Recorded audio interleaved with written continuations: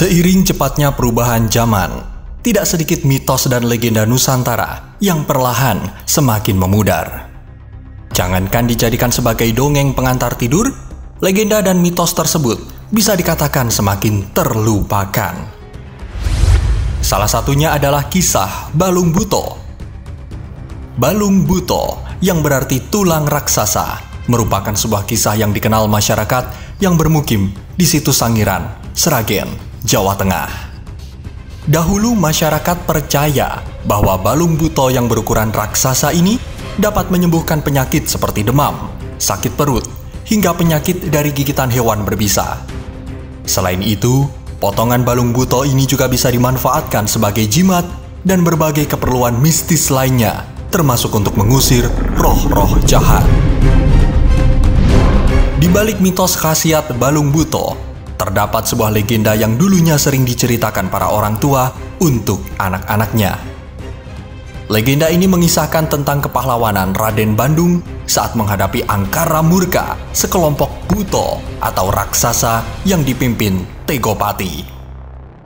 Kisah berawal saat daerah Sangiran masih berupa hutan lebat. Kala itu, hiduplah sekelompok masyarakat yang begitu damai. Namun suatu ketika, ketentraman mereka tiba-tiba berubah menjadi kekacauan karena datangnya bala raksasa. Penduduk Sangiran yang ketakutan berlari menuju ke sebuah desa di balik bukit untuk meminta bantuan satria yang gagah berani bernama Raden Bandung. Singkat cerita, Raden Bandung bersama pasukannya menyerbu kerajaan Glagah Ombo, tempat di mana bala raksasa bermukim. Raden Bandung dikisahkan sukses memukul pasukan raksasa, sehingga banyak dari mereka yang melarikan diri dan sebagian besar mati terbunuh, termasuk Raja Raksasa Tegopati yang tewas oleh senjata kuku Raden Bandung. Kematian Tegopati sangat mengenaskan.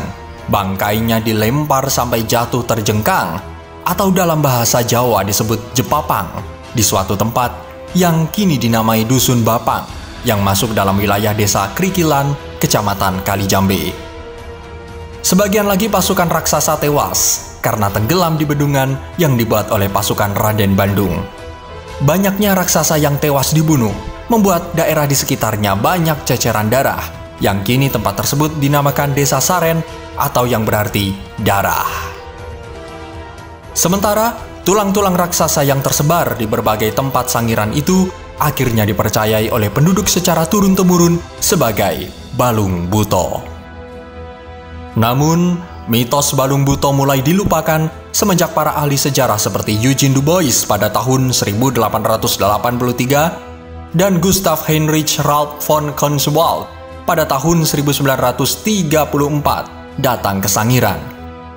Kemudian dipertegas dalam penelitian yang ditulis Bambang Sulistianto yang berjudul Balung Buto, Studi tentang Pemaknaan Benda Cagar Budaya Sangiran, dan tulisan Retno Handini yang berjudul Balung Buto dalam Persepsi Masyarakat Sangiran Antara Mitos dan Fakta telah mengubah sudut pandang masyarakat.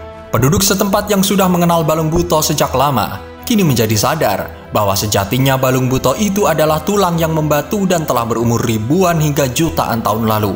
Tulang-tulang tersebut sangat erat kaitannya dengan fosil peninggalan hewan-hewan purbakala. Selain itu, Undang-Undang Nomor 11 Tahun 2010 tentang Cagar Budaya yang melarang siapapun menyimpan dan memperjualbelikan fosil juga menjadi titik henti kebiasaan masyarakat terdahulu memperjualbelikan tulang-tulang berukuran raksasa untuk kepentingan pribadi, bahkan untuk keperluan mistis sekalipun.